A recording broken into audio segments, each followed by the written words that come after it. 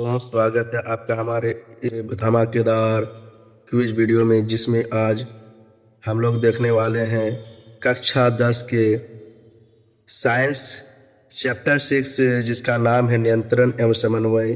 उस चैप्टर के most important MCQs देखने वाले हैं, जो एग्जाम में आने की संभावना बहुत ही ज़्यादा होती है। तो आगे बढ़ते हैं। पहला क्वेश्चन क्या देखते हैं। पहला क्वेश्चन है, नियंत्रण एवं समन्वय किसके द्वारा किया जाता है। ऑप्शन ए है तंत्रिका ऊतक, बी पेशी ऊतक, सी तंत्रिका तथा पेशी ऊतक, डी संयोजी ऊतक। तो इसका करेक्ट आंसर हो जाएगा सी, तंत्रिका एवं पेशी ऊतक द्वारा नियंत्रण एवं समन्वय किया जाता है। अगला प्रश्न की ओर बढ़ते हैं। कहा गया है, मेरुरज्जु किसकी बनी होती है।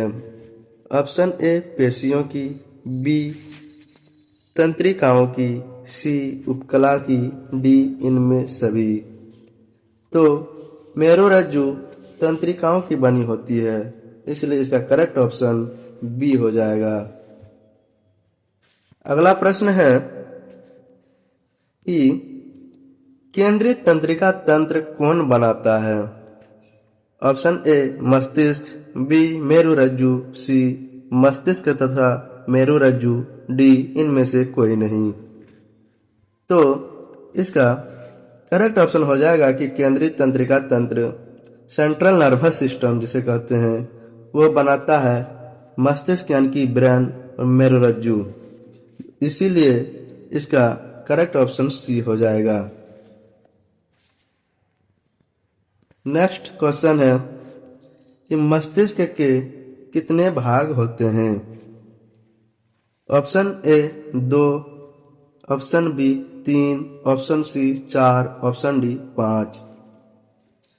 तो मस्तिष्क के 3 भाग होते हैं, जो है इस प्रकार: अग्र मस्तिष्क, मध्य मस्तिष्क, पश्च मस्तिष्क। इसीलिए इसका करेक्ट ऑप्शन बी हो जाएगा 3। अगला प्रश्न है कि मस्तिष्क का मुख्य सोचने वाला भाग कौन सा है। ऑप्शन ए में है अग्र मस्तिष्क, बी है मध्य मस्तिष्क, सी है पश्च मस्तिष्क, डी है बी तथा सी दोनों। तो इसका करेक्ट ऑप्शन हो जाएगा दोस्तों कि मस्तिष्क का मुख्य सोचने वाला भाग अग्र मस्तिष्क होता है, जो ऑप्शन नंबर ए में है। आगे है प्रश्न नंबर 6, भूख से संबंधित केंद्र मस्तिष्क के कौन सा भाग में स्थित है। ऑप्शन ए में है मध्य मस्तिष्क, बी में है अग्र मस्तिष्क, सी पश्चिम मस्तिष्क, डी इनमें से कोई नहीं। तो भूख से संबंधित केंद्र मस्तिष्क के अग्र मस्तिष्क में स्थित होता है, इसीलिए इसका करेक्ट ऑप्शन हो जाएगा बी। अगला प्रश्न है कि अनैच्छिक क्रियाओं को कौन नियंत्रित करता है। जो हम लोग के इच्छा के अनुसार नहीं कार्य करता है, उसे अनैच्छिक क्रिया कहते हैं। तो उसे कौन कंट्रोल करता है, कौन नियंत्रित करता है।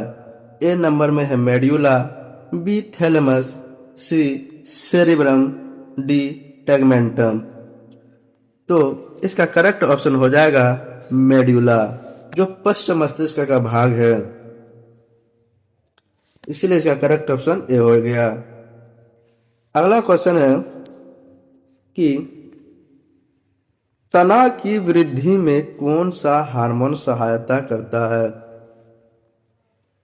ए में है एथिलीन, बी जिब्रेलिन, सी मेलाटोनिन, डी बी तथा सी दोनों। तो इसका करेक्ट ऑप्शन हो जाएगा जिब्रेलिन तना की वृद्धि में सहायक होता है। अगला प्रश्न है कि पादप कोशिका में कोशिका विभाजन को कौन सा हार्मोन प्रेरित करता है। जो पादप कोशिका होता है उसका सेल डिवीजन होता है, एक सेल से दो सेल बनता है, एक कोशिका से दो कोशिका बनता है, उसको कौन सा हार्मोन प्रेरित करता है? ऑप्शन ए में है जिब्रेलिन, बी एंड्रोजन, सी साइटोकाइनिन, डी एब्सिसिक अम्ल। तो इसका करेक्ट ऑप्शन हो जाएगा साइटोकाइनिन। पादप कोशिका में कोशिका विभाजन को प्रेरित करता है, इसीलिए इसका करेक्ट ऑप्शन सी हो गया।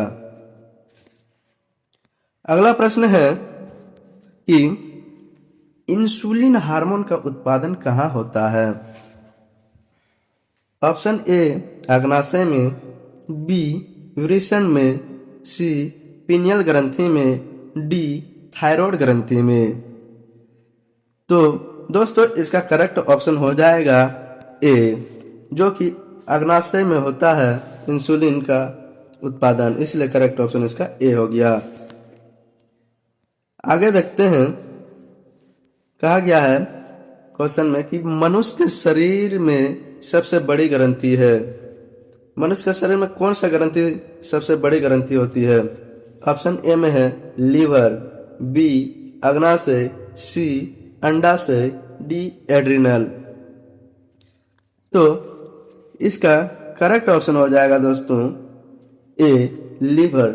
जो हम लोग के शरीर में लीवर होता है वो सबसे बड़ी ग्रंथि होती है। आगे जाते हैं तो प्रश्न संख्या 12 में कहा गया है दो न्यूरॉन के मध्य खाली स्थान को कहते हैं। क्या कहते हैं कि दो न्यूरॉन है उसके खाली स्थान को क्या कहते हैं? उसके मध्य के खाली स्थान को क्या कहते हैं? ऑप्शन ए में है डेंड्रॉन, बी है सिनेप्स, सी है एक्सॉन, डी है डेंड्राइट्स। तो इसका करेक्ट ऑप्शन हो जाएगा दोस्तों सिनेप्स। दो न्यूरॉन के मध्य खाली स्थान को सिनेप्स कहा जाता है। आगे चलते हैं, आगे कहा गया है प्रश्न संख्या 13 में मस्तिष्क उत्तरदायी है सोचने के लिए, हृदय स्पंदन के लिए, सी शरीर का संतुलन बनाने के लिए, डी इनमें से सभी। तो जो हम लोग का ब्रेन है वो क्या करता है? सोचता भी है, हृदय स्पंदन को भी कराता है, जो हार्ट का धड़कन होता है। सी जो शरीर का संतुलन हम लोग का बनाया रखता है वो भी मस्तिष्क ही करता है, इसीलिए इसका करेक्ट ऑप्शन हो जाएगा डी इनमें से सभी। अगला प्रश्न की ओर जाते हैं। कहा गया है, इस प्रश्न में पूछा है कि वृषण द्वारा स्रावित हार्मोन को कहते हैं। जो टेस्टिस होता है वो कौन सा हार्मोन सीक्रेट करता है? जो हार्मोन सीक्रेट करता है, स्रावित करता है, उस हार्मोन का तो क्या कहते हैं? ऑप्शन ए में है टेस्टोस्टेरोन, प्रोजेस्टेरोन, सी एस्ट्रोजन, डी प्रोलैक्टिन। तो दोस्तों इसका करेक्ट ऑप्शन हो जाएगा ऑप्शन नंबर ए। जो वृषण द्वारा स्रावित हार्मोन होता है उसे टेस्टोस्टेरोन कहते हैं, जो कि पुरुष लैंगिक हार्मोन होता है। आगे चलते हैं, क्या कहा गया है? एस्ट्रोजन स्रावित होता है, किसके द्वारा स्रावित होता है? ऑप्शन ए है वृषण द्वारा, बी अंडाशय द्वारा, सी लैंगरहस द्विकोशिकाओं द्वारा, डी थायराइड द्वारा। तो एस्ट्रोजन मादा के अंडाशय द्वारा स्रावित होता है, जो उसके अंडाशय द्वारा स्रावित होता है, इसलिए इसका करेक्ट ऑप्शन बी हो जाएगा अंडाशय द्वारा। आगे है प्रश्न, निम्नलिखित में से कौन सा पादप हार्मोन है? ऑप्शन नंबर ए है इंसुलिन, बी है एस्ट्रोजन, सी थायरोक्सिन, डी साइटोकाइनिन। तो दोस्तों इसका कौन सा ऑप्शन होगा, आइए बताते हैं। ऑप्शन नंबर डी इसका करेक्ट हो जाएगा, जो कि पादप हार्मोन है। बाकी सभी सब जंतु हार्मोन है, इसीलिए इसका करेक्ट ऑप्शन डी हो जाएगा। अगला प्रश्न है कि तंत्रिका तंत्र की रचनात्मक तथा क्रियात्मक इकाई कौन सी है? ऑप्शन ए न्यूरॉन, बी तंत्रिकाएं, सी गैंग्लियन, डी उपरोक्त सभी। तो इसका दोस्तों करेक्ट ऑप्शन हो जाएगा ए। जो तंत्रिका तंत्र की रचनात्मक तथा क्रियात्मक इकाई होती है उसे न्यूरॉन कहते हैं। आगे है डैश बर्थ हार्मोन के नाम से जाना जाता है। आप लोग ये कमेंट में हमें बताएंगे कि कौन सा हार्मोन को बर्थ हार्मोन कहते हैं। ऑप्शन ए में है थायरोक्सिन, बी प्रोलैक्टिन, सी सेक्रेटिन, डी ऑक्सीटोसिन। ये क्वेश्चन का आंसर आप लोग हमें कमेंट में बताएंगे और हम आगे चलते हैं प्रश्न की ओर। प्रश्न संख्या 19 है, वृक्क के ऊपर स्थित अंतःस्रावी ग्रंथि है जो किडनी होता है उसके ऊपर कौन सा एंडोक्राइन ग्लैंड होता है? ऑप्शन ए में है पीयूष ग्रंथि, बी है पिनियल ग्रंथि, सी है अधिवृक्क ग्रंथि, डी है इनमें से कोई नहीं। तो दोस्तों इसका करेक्ट ऑप्शन हो जाएगा अधिवृक्क ग्रंथि, जो किडनी के ऊपर होता है, वृक्क के ऊपर होता है, एक ग्लैंड होता है जिसे एड्रिनल ग्लैंड कहते हैं, इसलिए इसका करेक्ट ऑप्शन सी हो जाएगा। अगला प्रश्न की ओर चलते हैं। प्रश्न संख्या 20 जो कि आज का लास्ट प्रश्न होने वाला है, नलिका विहीन ग्रंथियों को क्या कहते हैं? मतलब जिस ग्रंथि में नलिकाएं नहीं होती है, नलिका नहीं होती है, उससे क्या कहते हैं? ऑप्शन ए में है पाचक ग्रंथियां, बी अंतःस्रावी ग्रंथियां, सी बहिःस्रावी ग्रंथियां, डी अश्रु ग्रंथियां। तो दोस्तों इसका करेक्ट ऑप्शन हो जाएगा अंतःस्रावी ग्रंथियां कहते हैं, एंडोक्राइन ग्लैंड कहते हैं, इसलिए इसका करेक्ट ऑप्शन बी हो जाएगा। तो दोस्तों आशा करता हूं कि आपको यह वीडियो अच्छा लगा होगा और अच्छे से क्वेश्चन को किए होंगे।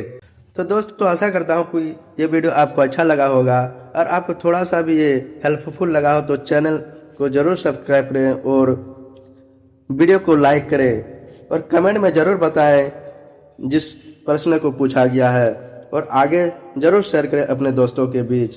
तब तक के लिए थैंक यू, धन्यवाद।